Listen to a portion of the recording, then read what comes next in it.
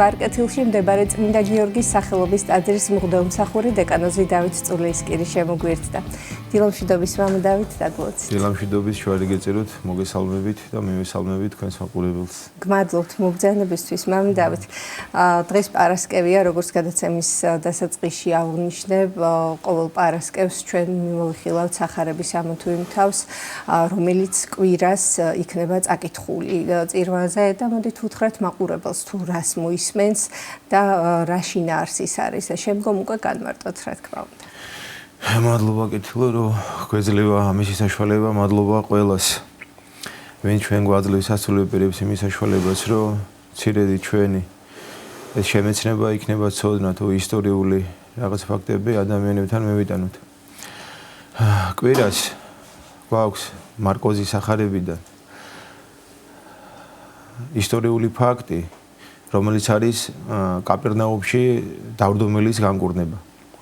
ზოგადად მთელი მაცხოვრის განკაცების შემდგომ უფალი ყველგან და ყოველთვის ადამიანებს არა მარტო ასწავლიდა, არამედ აჩვენებდა ცხონებისაკენ მიმოვალ გზას და საშუალებებს. ამ შემთხვევაშიც ეს ისტორიული ფაქტი მოიცავს როგორ განიკურნა დავრდომილი ადამიანი, რომელსაც მხოლოდ და მხოლოდ აზრი, გონება და მეტყველება ჰქონდა შემორჩენილი. და ეხლა რომ მიმოვიხილოთ მეტნაკლებად ესე მცირედ შევეხებით, რომ გალილეაში აღსრულებული უამრავი სასწაულის შემდგომ მაცხოვარი მიბრძანდება კაპერნაუმში. ადგილი, სადაც მას უამრავი ნაცნობები ყავს. მოციქული პეტრე იქ ცხოვრობდა, მათე მეზვერი და უამრავი ესეთი, მაგრამ აქ საუბარია, რომ შევიდა ერთ სახლში და არ არის მითითებული ვისი სახლია. აქვე შეგვიძლია ვისწავლოთ, რომ ყველა ადამიანი, ვინც იქნება მასპინძელი უფლისა, ყველას ოჯახში მაცხოვარი და უმთავრესი ადამიანის სახლი და ოჯახი არის გული. გულში უნდა შევიყვანო გონებით. და ერის სიმრავლე ვერ იტევდაო სახლს ამას, ანუ სადაც მაცხოვარი იმყოფებოდა ოთახში. არა მარტო ის ოთახი, მთლიანი სახლი, მთლიანი ეზო, სავსე იყო მსმენელებით. და ვინ იყვნენ ესენი? პირველი ვინც მაცხოვარს უკვე რაღაც პერიოდია დაყვება და მტკიცდება სარწმუნოებაში და შემეცნებაში. ეს გვასწავლის იმას, რომ არ არის საკმარისი, რომ ერთხელ რაღაცა გავიგეთ. პირობითად არის ესეთი ჩვევები, რომ ერთხელ უნდა თქვა აღსარება, ერთხელ უნდა ეზიარო, ან ერთხელ წავიკითხე სახარება. კარგია შესუნთქვა ჟანგბადი, მაგრამ ერთხელ არ კვარა. ამას ვაკეთებთ მუდმივად. ესე უნდა გახდეთ ჩვენი ცხოვრების წესად საღვთო ცხონების მადლის მიღების საშუალებები, რაც არის კითხვა, შემეცნება, აღსარება, ზიარება და საიდუმლოები და ასე შემდგომ. ანუ სათნოებები მოვიკოწიწოთ. და როდესაც მაცხოვართან ერთად ამავდროულად არა მარტო ის ადამიანები იყვნენ მას ყოველთვის დახვებოდა, არამედ ისეთი ადამიანები, ვინც პირველად გაიგეს მაცხოვრის შესახებ და აინტერესებდათ. და ამავდროულად ჩვენ ქვემოთ შევხვდებით, რომ არიან კიდევ მწიგნობრები, განსწავლული ადამიანები.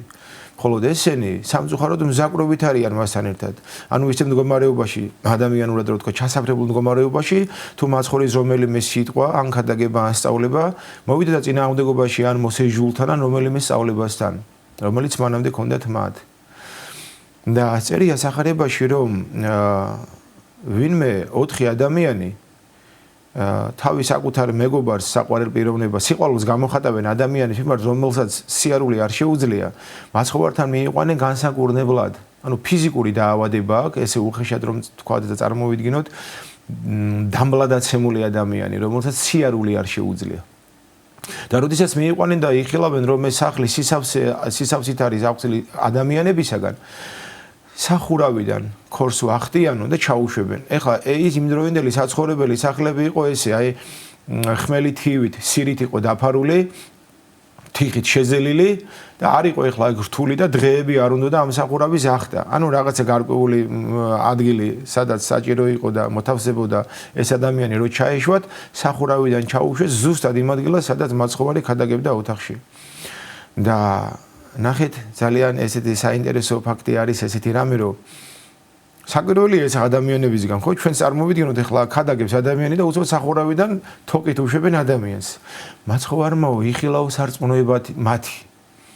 ყველა ადამიანმა იხილა ამათი ქმედება, როგორც უფალმა, მაგრამ უფალი გულთანხმიერია და სხვა რამეს ხედავს აქ უფალი, მათ სარწმუნოებას. როგორი რთულია ჯერ ამ ადამიანის წოლიარი ადამიანის გადაადგილება, სახურავზე აყვანა, მერე ჩაშვება, ამას ხო პროცესი, ძალა, ენერგია და შრომა ჭირდება, მაგრამ შეუძლებელი კაცთაგან შესაძლებელი არც ღვთისა მიერ. თუ ადამიანს აქვს სარწმუნოება, ნებისმიერი სირთულე გაიოლდება. დაუძლეველი დაიძლება. აი რას აკეთებს სიყვარული. აი ეს არის სულის დადება მოყვასისათვის. და უფალი ნახეთ ესე მიმართავს, რო იხილავ სარწმუნოება იმათი მიხედავ ამ დავრდომილს და ეუბნება. მიგეტებდნენ ცოდვანის შენი. ეხლა შეკითხვა ისმის ესეთი, ცოდვათა მოსატევებლად კი არ მოვიდა ეს ადამიანი აქ. კაც პრობლემა აქვს ფიზიკური, მატერიალური, მატერიაც აქვს მისაც პრობლემა და ამ ადამიანებმა მოიყვანეს ესენი ცოდვის განსაკურნებლად კი არა, ფიზიკური ჯანმრთელობისათვის. მაგრამ ნახეთ უპირატესი თურმე რომელი ყოფილა? ჯერ უფალი მათ სარწმუნოებას, მათ სიყვარულს, მათ პირას სიმტკიცეს რომ ხედავს, ჯერ სულიერად განწმენს ამ ადამიანებს და სულიერი დაავადებებისგან გაანთავისუფლებს. რამე თუ ამ შემთხვევაშიც ეს შეცოდებები არის ერთ-ერთი პრობლემა, რომ ეს ადამიანი ჯერ სრულყოფილად ჯანმრთელი რომ არ იყოს. ასე ჩვენც აქედან უნდა ვისწავლოთ, რომ შინაგანი მდგომარეობის გასუფთავებას როგორც კი დავიწყებ და მოწესრიგებას, ანუ განკურნებას მისას. მერე უფრო მარტივი ხდება მინიმუმჯერ დათმენა იმ ფიზიკური და სოციალური მდგომარეობის გადატანისა, ატანისა და ასე შემდგომ. და მერე თუ მარტივი გახდება და დასათმენიც იქნება, მერე უკვე საბრძოლველადაც უფრო მეტი შემართება გვექნება. ამიტომ აუცილებელია, რომ ადამიანი პავლე მოციქული ბრძანებს მხნე იყვენით და განძლიერდით და მტკიცედ დეკით სარწმუნოებასა ზედა. აი ეს იმას არ ნიშნავს, რომ პრობლემა არ გექნება და განსაცდელი არ გექნება. ეს იმას ნიშნავს, რომ თუ მასე იქნები, ისინი აი დავითის ცხოვრებაში, დავით მეფის ცხოვრებაში უკვე ისინი ეტლებითა და ხუნებითა, ხოლო ჩვენ სახელითა უფლისათა. ანუ იქ შეიარაღებული ძალები ჩვენ მთელი დავითობა გაიარა ჩვენმა საქართველოს ისტორიის მანძილზე. ჩვენზე აურაცხელი მტრები ყოველთვის ეტლებითა და ხუნებითა იყვნენ, ხოლო ქართველები ღვთისა, სამშობლოსა და კაცმოყვარებით. და განიკურნება ეს ადამიანი, ესე რომ ვთქვათ, ცოდვები მიეტევება. და ამის მხედვარე ზემოთ რომ ვახსენე განსწავლული ადამიანები გულსაშინათვისა იტყოდნენ, რომ ეს მაცხოვარი გმობს. და კაცობრივ რო ვთქვათ, ადამიანური შეხედვით, რა იყო გმობა? ნებისმიერი ადამიანი, ვინც საღვთო ვალდებულებებს ან უფლებებს საკუთარ თავზე მიიწერდა, ეს იყო გმობა. და ერთი შეხედვით ეს სწორია. ანუ პიროვნება სხვას მიუტევს მის შეცოდებებს. ჩვენ შეიძლება ადამიანს ვაპატიოთ ის შეცოდებები, რა ჩვენ წინაშე აქვს დანაშაული, მაგრამ ამავდროულად გვაქვს სრული ღმერთმაც აპატიოს. მაგრამ თუ ადამიანმა სხვა ადამიანის წინაშე, საზოგადოების, სახელმწიფოს წინაშე შეცოდა, ის ვალდებულია, რომ ღვთის წინაშე ითხოვოს პატიება. მინიმუმ ადამიანის წინაშე, ანუ სასულიერო პირის წინაშე, თვითონ სასულიერო პირიც კი პირადად ვერ პატიობს ამას. ამიტომ შენდობის ლოცვებში ესე იკითხება, რომ როგორც მეზვერესა და პეტრეს მონანულს უფალო მიუტევე შეცოდებანი მონანულსა ამხსარებელს ამას. ხედავთ? ანუ მოძღვარი უთავს ლოცვას, რომ უფალმა ნაპატიოს მას. და უფალი გულთამხილველია და მეუბრუნდება ამ ადამიანებს და ეუბნება, რა უფრო ადვილ არს.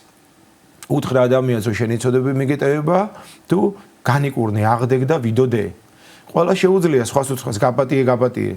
მაგრამ ეპატიება თუ არა ეს ალგე საკითხია, მაგრამ აბა ვის შეუძლია თუ არა ღმერთს, რომ ადამიანს როგორც ცოდვები აპატიოს, ასევე მეხსეულად განკურნოს. და შემდგომ მიმართავს ამ დავრდომილს. აღდეგ და აღიღე ცხედარი შენი და ვიდოდე. და მეხსეულად წამის ნებისყოფა, როგორ ვლინდება უფლის ეს ყოვლის შემძლეობა, თქვა და ახდა, ინება და შესულდა. ადამიანი როდესაც უზრუნველებაშია, რაღაც პერიოდი ჭირდება განკურნებისა. ელემენტარული ხასიათს ვერ შეიცვლი. რაღაც დრო ჭირდება თუნდაც წუთებით და ეს დავრდომილი ადამიანი, რომელიც ვერ დადიოდა, უფალმა უთქვა თუ არა გამოჯამთლდა. აი მთლიანობაში ხა ჩვენ ძალიან მოკლე რეზიუმე ამის შესახებ რო გავაკეთოთ. ნახეთ, პირველი სიყვარული მოყვასისა. აი ეს უნდა ვისწავლოთ აქედან თავგანწირვა. ეს ფიზიკური დაავადება იყო ამ ადამიანის, მაგრამ ჩვენ სულიერი ხედვით ქრისტიანებს გვაქვს ვალდებულება, რომ სულიერი დაავადებები, რაც გვაქვს ადამიანებს ცოდებისაგან მიდრეკილება, მას უნდა უშველოთ აუცილებლად. ისინიც უნდა მევიყვანოთ უფალთან. ჩვენ უნდა ვიყოთ სახე და მაგალითი მორმნათრული მორწმუნე ადამიანებისა, მინიმუმ ჩვენამდე მოვიყვანოთ და ჩვენ სულიერად უნდა ვიყუროთ წინ, ჩვენ ის უნდა მივბაზოთ და ჩვენ არ უნდა შევიძულოთ ის ადამიანები, არამედ უნდა შევიძულოთ ის ცოდვები, ხო, დიახ, ჭეშმარიტებას ვბრძანებთ. რა თქმა უნდა, ჩვენ ცოდვები უნდა მოვიზულოთ ჩვენი პირველ რიგში და მე რა თქმა უნდა სხვისი. დაფარეს სხვისი ცოდვები და ღმერთი შენ ცოდვებს დაფარავს. ნუ განიკითხავ და არ განიკითხები.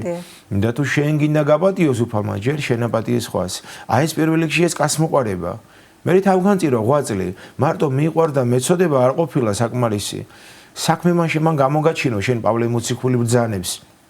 ანუ twinier საქმეთაგან სარწმუნოება შენი მკვდარ არის. ანუ ჩვენ შეიძლება ხმამაღლა ვისაუბროთ რომ მორწმუნეები ვართ, მონათლულები ვართ, აი ხანდახან ეკლესიაში დავდივართ. გარეგნულიერსახით ყველაფერს ვასრულებდეთ ისე როგორც მოცემული. თუნდაც ზედმიწევნით. მაგრამ ნახეთ, სახელმწიფო წერია რომ ფარულად აკეთეს, ამას მიეჩვიე. შეიძლება რაღაც ყველაფერს ფარულად ვერ ვაკეთებდეთ, მაგრამ ყველაფერი რაც გამოჩენადია, ის ფარულობაში მოიაზრება თავდავლობით გაკეთებული, ღმერთზე მიწერილი საქმეები. აი ამას გვავალდებულებს კიდე დღევანდელი სახარება და გვასწავლის. შემდგომ ნებაყოფლობა. ხედავთ, ეს ადამიანი დავრდომილია, მაგრამ არ ეწინააღმდეგება. ის გულთამხილველია, უფალი.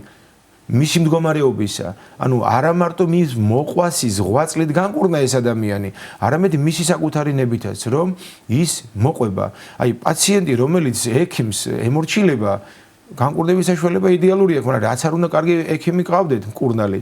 თუ თქვენ პაციენტი მის დანიშნულებას სწორად არ გამოიყენებთ, შედეგი არ იქნება. ასევე თუ ვინმე ამაყობს თავის სულიერი მოძღვრით, რომ ის და მრავალი წერტილი ცნობილია სულიერ და ასე შემდგომ. ეს ძალიან კარგია, რომ ის არის ასეთი, მაგრამ საამაყო უფრო დაფარულში, რა თქმა უნდა, არის თუ ამ ადამიანს მისი სულიერი შვილობა ეტყობა. ანუ მორჩილებით განისწავლება მისგან და ესე რომ ვთქვათ, გამოავლენს. სახარებაში ხო წერია არა ყოველმან რომელმან ისმინოს ხმა სიტყვა ღვთისა, არამედ რომელმან აღასრულოს.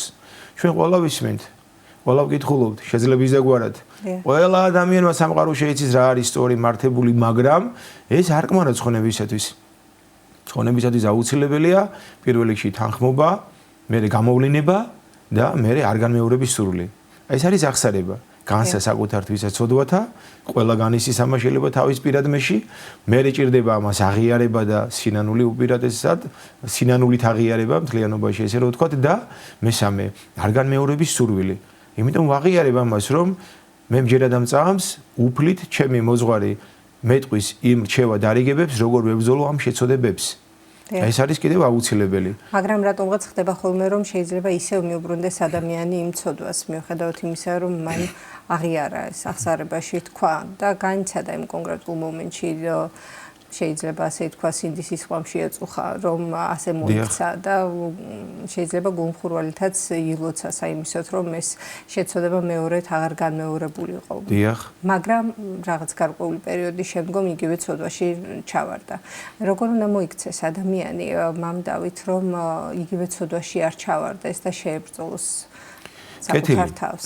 თავშივე მინდა ვახსენო, რომ 77 გზის ყველა მონანულს აქვს საშუალება იმისა, რომ ყოველთვის მოინანიოს და არ არის უბედურება, რომ ადამიანი იმ ცოდვას, რომელსაც მიეჩვია, ან ცხოვრების წესად აქცია, ასე ერთი აღსარებით ვერ განეშორება. მაგრამ ჩვენც ხომ ერთდღიანი მკურნალობით ვერ განვიკურნებით, თუნდაც მცირედი დაავადებით. მაგრამ როდესაც ადამიანს უყვარს საკუთარი თავის სხეული, რომელშიც მოიაზრება მისი ოჯახის სიყვარული, მეუღლის, შვილების, მშობლების და უნდა მათთან ერთად დიდხანს იყოს ჯანმრთელად და კარგად, ამას როგორც კი გაიაზრებს და სიცოცხლის შეფასებას დაიწყებს, ამ შემთხვევაში უფრო და უფრო ცდილობს, რომ იმკურნალოს ისე, როგორც მისმა მკურნალმა ექიმმა დაუნიშნა. როდესაც ადამიანი შეიმეცნებს და რაც უფრო მეტად შეიმეცნებს მარადიული მყოფობის სიხარულს, სიყვარულს და განიცდის ქრისტეს, რამდენად კარგია მასთან, აი წამის სიხარული თუ განგვიცდია როდისმე, აი წამის მარადიულობა არის სასופველი. აი წამის სიხარულის, წამის ნეტარების მარადიულობა, როდესაც არ გახსოვს არც ერთი პრობლემა, დაავადება, მწუხარება და განსაცდელი. რაღაც 1-10 წამი იყავი ამ სამყაროში არა, ისეთი კარგი ამბავი გაიგე, მოდი ესე რო ვთქვა. აი ესე უნდა, როდესაც შევიმეცებთ უფალს, საპირწონედ უნდა გქონდეს ჩვენ ისეთი რამ, ან ისეთი ვინმე, ან მდგომარეობა, ან ყოფობა, ან პიროვნება, ან დამოკიდებულება, რომ ამის სანაცვლოდ მე უნდა ვებრძოლო ამ ცოდვებს და უნდა დავამარცხო. რა თქმა უნდა ღმერთით. და უმთავრესი, ჩემ პიროვნებაში, ჩემ საკუთარ პრინციპებზე და სურვილებზე მაღლა რატომ არ უნდა დავდგე და თუ საკუთარ თავზე ვერ გავიმარჯვებ, მაგ შემთხვევაში როგორ შეიძლება მე ვიყო მაგალითი ვინმესთვის, თუნდაც რჩევი, თუნდაც დარიგები, თუნდაც სწავლები და ასე შემდგომ. ამიტომ წერია სახარებაში, ვისაც უნდა შემოდგომა ჩემ და უარყავ თავითვისი და აღიონ ჯვარითვისი. საკუთარი თავის უარყოფაში არ მოიაზრება, რომ ჩვენ ეხა რაც გვინდა ეს არა, რაც ჩვენს სხეულს უნდა და ეს უნდა ბრჭყალებში აზიანებს თავის სულს, აი ეს უნდა უარყოს ადამიანმა. აი ეს არის ყველაზე მთავარი და საღვთონებით იაროს. და ასე რომ მიაროთ, როგორც ზემოთ ვახსენე, ჩვენი გული უნდა იყოს გამთბარი. აი ხა დღევანდელ დღეს სახარებას, აი ცოტა ესე სხვა კუთხით რო დავინახოთ, საჭიროების სამნებ, სახის მეტყველებით ან ცოტა მხატვრულად ლამაზად. კვირადღეს არის ხსენება წმინდა გრიგოლ პალამასი, თესალონიკელი მთავარეპისკოპოსისა და აი მის ცხოვრებას ახლა არ შევეხები, მის ეკლესიის სასანთლეს უწოდებს მართლმადიდებლური ეკლესია მას და მისი ლოცვა იყო ესეთი, უფალო განმინათლე წყვიადი ჩემი. წარმოიდგინეთ ხა გრიგოლ პალამა თავის სულიერ მდგომარეობას ყდიას აბადადარებს და სიბნელეს. და ჩვენ საერთოდ რა უნდა ვთქვათ? თუმცა ხა ჩვენ ჯერ იქამდე მივიდეთ და რაც უფრო მიდიხარ უფალთან, მე უფრო მეცხედავ თუ რა სისუსტეები გვაქვს ადამიანებს. ნახეთ ხა როგორ მოხდა. დღევანდელ დღეს როგორ უნდა მოვიქცეთ? სახლი წარმოვიდგინოთ როგორ ჩვენი საკუთარი სხეული. სხეულის უმთავრესი ადგილი არის ტვინი, ანუ გონების ადგილი. გზნობის ადგილი გვაქვს გული. და როდესაც ეს სახლი ჩვენ ვთქვით რომ ესე რო ვთქვათ თივით იყო გადახურული, შეზელილი თიხასთან და ეს უნდა გადავხადოთ. ეს არის მიწა, ხო, თიხა.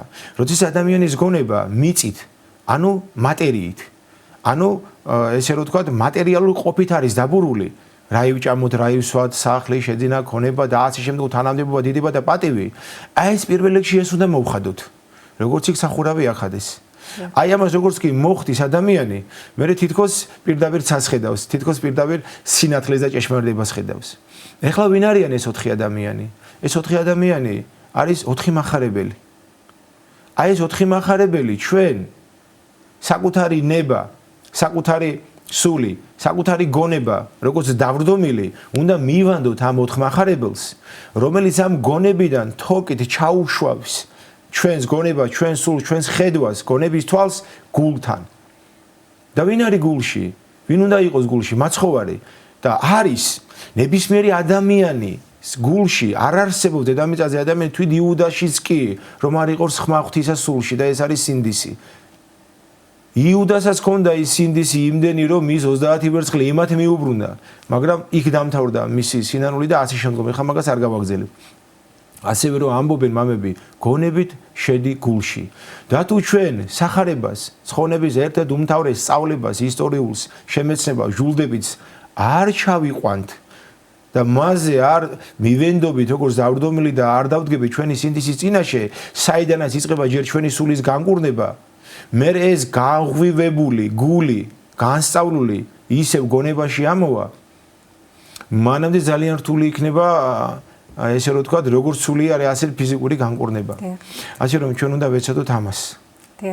და რაც მთავარი არის მამდავით ის, რომ უფალი არასოდეს არ გაძალებს და არასოდეს არ ბატონობს, ასე ვთქვათ, შენწე ხომ მიუხედავად იმისა, რომ ყველაფერი ძალუცბას და ყველაფერი შეუძლია ხომ აბსოლუტურად. მაგრამ ადამიანს თავისუფალი ნება მისცა, ეს თავისუფლება ზოგჯერ, რომელიც არასწორად არის ხოლმე აღქმული, ყველაფერი რაც მე მინდა იმას გავაკეთებ ეს აღიქმება ხოლმე თავისუფლებად და რეალურად ის ცოდვები რომლებიც შეიძლება ხო ჩვენ სულს ასე ამძიმებდეს იმ წუთას შეიძლება ძალიან მოხიბლულები ვიყოთ და ზოგ შემთხვევაში შეიყვაროს კიდევაც ადამიანმა ეს ცოდვა და ამ დროს რეალურად ბორკილებით მიჯაჭვული იყოს და თავისუფლება დაკარგული ჰქონდეს.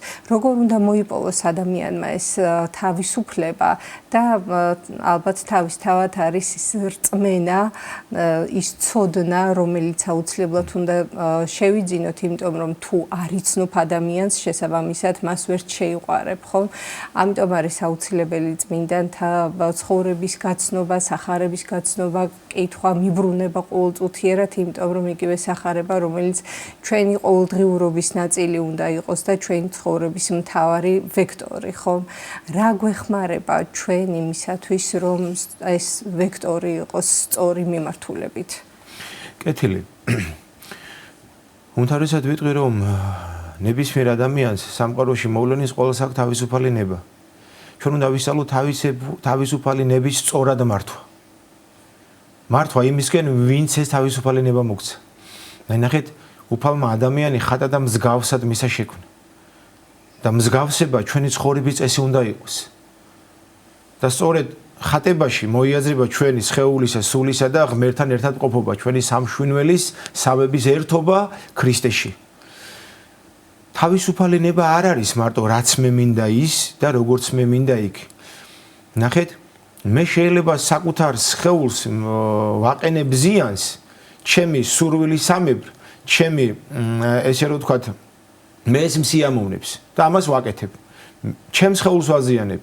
ეს ხშირად ამბობენ ამას, თქვენ ხო არ ვაგზიანებთ, მაგრამ ნახეთ, ის ადამიანი, რომელიც მე ძალიან მიყვარს, ჩემი მშობელი, ოჯახის წევრები, მეგობრები, განიცდიან და დამწუხრებული არიან იმით, რომ მე ამ ცოდვაში, ამ ცოდვასთან დამოკიდებულებაში ვარ, მაშინ სად არის ჩემი სიყვარული და პატივიცემა ამ ადამიანების მიმართ, რომ ჩემი საკუთარი სიამოვნებისთვის, თავისუფალი ნების, როგორც მე მინდა იმის გამოყენებით, ეს ადამიანები ზიანდებიან და წუხრდებიან. ხედავთ? ანუ არ არის თავისუფალი ნება ის, რაც მე მინდა, როგორც მე მინდა, სადაც მე მინდა და როგორც მე მინდა და ასე შემდგომ. ნახეთ? თავისუფლება არის როდის ადამიანი საკუთარ თავს ფლობ. და საკუთარი თავის ფლობობის, ესე რომ ვთქვათ, სილაჟვარდე და ჰაეროვნება იმაშია, როდესაც ყველა ამით სიამოვნებას ანიჭებ. და როდესაც შენი პირადი ნებით სხვა მწუხარებას ანიჭებ, ესე იგი თქვენი თავისუფალის ნების რეალიზების სწორ საშუალებას ვერ ახდენთ. რაც ადამიანს დაემართა 60-ში. უფალმა თავისუფალი ნება მიცა, მაგრამ ამავდროულად მის რჩევა და არიგება, რომ აი ამ ნაყოფისგან არ მიიღო. მაგრამ ეს იყოს, რომ ადამიანის თავისუფალის ნების რეალიზების საშუალება რომ ყოფილიყო და უფლისგან მართული და მასზე დამოკიდებული არ ყოფილიყო, რადგანაც მან შექმნა, სწორედ ეს მიცა უფალმა ყველაზე მთავარი ადამიანის თავისუფალი ნება და განხრობისაკენ მოწოდება. ჩვენ სიკვდილი უამრავი რამეა, მაგრამ ჩვენ უნდა ავირჩიოთ, რომელი არის სათნო ჩვენი სულისა, ანუ ჩვენი მარადიულობისთვის. და მარადიულობა უნდა შევიმეცნოთ და შევისწავლოთ. და დედამიწაზევე უნდა განვიცადოთ. აი, რა კარგია ჩემ ოჯახთან ერთად, მაგალითად დილის საუზმე, როგორ მომწონს ამათან ერთად. ეს წუთები და ეს წამი. აი, ეს წარმოვიდგინოთ რა იქნება სასופებელში. სულ ისეთ გარემოში იქნები, სადაც იქნები მარადიულად კმაყოფილი, სადარდებელი, სანატრებელი, სამწუხრებელი და ასე შემდგომ არაფერი რო არ გექნება. არამედ შენი მდგომარეობა მუდმივად კმაყოფილებაში იქნება. რომლისთვის მზადება აქედან იწყება სწორედ მიწაზე მყოფობით, 13 წლიდან იწყება. ღმერთი აქ თუ არის მეგობრე, უფალთან მეგობრობა არის სინდისთან მეგობრობა, მისი სიარული და ცხოვრება და ეს არის საშუალება მე ადამიანებთან დამოკიდებულებისა. რამე თუ უფალი ამბობს, შეიყვარე მოყვასი შენი ვიდრე თავითვისი და არ ამბობს ის მოყვასი ის არის ვინც შენ საჩუქარს გიყიდის ან დაგაჯილდოვებს ან თუნდაც ოჯახის წევრი ან ახლობელი არის. ყველა ვისაც ჭირდება შენი დახმარება და ვისაც კი ხედავ ამ სამყაროში ერთ-ერთი წმინდა მამა ამბობს ნებისმიერ ქვეყანაში რო იყო თუ შენს ირგვლივ ვინმე ადამიანი გამოჩნდა შენი ცხოვრების ისტორია და საშუალება იმისა რომ შენ უფრო მეტი კეთილი საქმე გააკეთე როგორც შენი სულისთვის ასევე მისთვის. აი ეს არის ვექტორი, რომ ჩემი ცხოვრება ქრისტეში, წმინდა ნიკოლოზ სერბი ძანებს ესეც საოცარ ამის. ასე რომ ჯერ ქრისტე უნდა იცოდე, რომ აბსოლუტური სიმართლე, ჭეშმარიტება, სიყვარული, მოთმინება, თანადგომა, ერთობა, სიხარული და უამრავი სათნოებები. აი ამას როგორც კი გაიცნო, მე იწყება ხორციელი მოწყალებისა და სულიერი მოწყალების საქმეების აღსრულება. აი ესე ბრძანეს მაცხვარი, რომ ბოლოს განკითხვის დღეს იქნება მშიოდა და არ მაჭარე მწყუროდა და არ მასვით ხედავ საქმეებზე აქ საუბარი და არა იმაზე პირობითად შენ მარტო შენთვის რა გააკეთე. მარტო შენთვის გამკეთებელი რო ყოფილიყო საჭირო, მარტო იქნებოდი ამ სამყაროში, ამ galaktikაში, სადმე. ამიტომ შენ სირგლური ვარიან ადამიანები, ერთმანეთისთვის უნდა ვიყოთ ადამიანები. და ბრძანეს პავლე მოციქული. ურთიერთ სიმძიმე იტვირთეთ და ესე აღასრულეთ ჯულიგი ქრისტესი. ანუ იმ ადამიანის მწუხარება დაარდე განსასწრელი პრობლემა უხეშად რო ვთქვათ არის თურმე ჩემი ვალდებულებას რომ ვატარო, რატომ? და ასევე მისი სიხარულის გაზიარებაც რაც ასევე მნიშვნელოვანია მამადა. ეს არის უკვე სულიერი. ეს არის მინიმუმ მატერიალური და ვალდებულებითი, მაგრამ საღვთო სიხარული რა არის? როდესაც ხვისი სიხარულით ხარობ. და შენ არაფერი პირადი არ შეგემთხვა ამ დროს. მან იყიდა, მან შეიძინა, ის და წინაურდა და ასე შემდგომ. და შენაც გიხარია. და როცა ბრძოლებია ბოროტისგან, პირდაპირ განკითხვაში ვარდებით, აქედან იყიდა, ამ საშუალებები დააწინაურეს და აქ უკვე გვებძის ბოროტი და მე აქ შური მოდის და შურის სიღრმეები კი ვიცით უკვე რა არის. ასე რომ სიხარული, სხვისა სიხარულსა ზედა არის ზუსტად ღმერთთან ერთობა და ღმერთით აზროვნება. რაშიც ყველაზე მთავარი გვეხმარება წმინდა წერილი, მამათა გარდამოცემა, სწავლება. და გვეხმარება ეს გამოცდილი ადამიანების შევადარიგებები და მათი ღვაწლი როგორც კვირას წმინდა გრიგოლ პალამას ცხოვრება და ყველა თითქმის ყველა მოღვაწე ადამიანებისა და განსაკუთრებით ყველა წმინდანებისა. გმადლობთ მამად დავით მოგზაურობისთვის, საინტერესო საუბრისთვის. თქვენ კი შეგახსენებთ სტუდიის სტუმარი გახდათ ვარკაცილში მდებარე წმინდა გიორგის სახელობის ტაძრის მღვდელმსახური დეკანოზი დავით წულეისკირი.